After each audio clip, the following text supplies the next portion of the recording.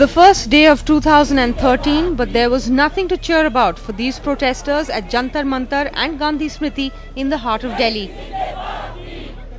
As the clamour for justice for the 23-year-old Braveheart gets louder and a whole nation waits to see whether the government keeps its promise of swift action to punish the accused, the Delhi police have almost finalized the charges against them.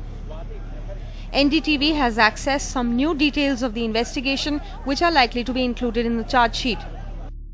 The most shocking, after the brutality inside the bus, the accused even wanted to run the bus over the girl to kill her, but her friend pulled her just in time to save her. The police have got CCTV footage from the South Delhi Mall which shows that the 23-year-old and her friend had been there between 5:30 and 8:30 in the evening of the 16th of December.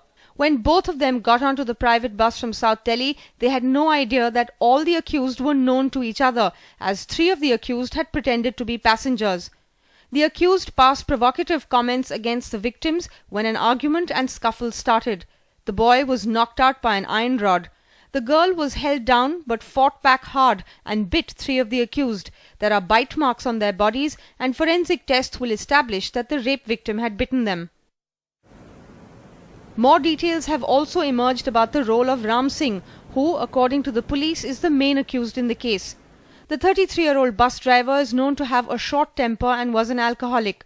The police have also got 2 independent witnesses who saw him wash the private bus the day after the incident to remove all traces of the crime. Delhi police have charged the 6 main accused in the case with murder, attempt to murder, rape, sodomy, dacoity and destruction of evidence.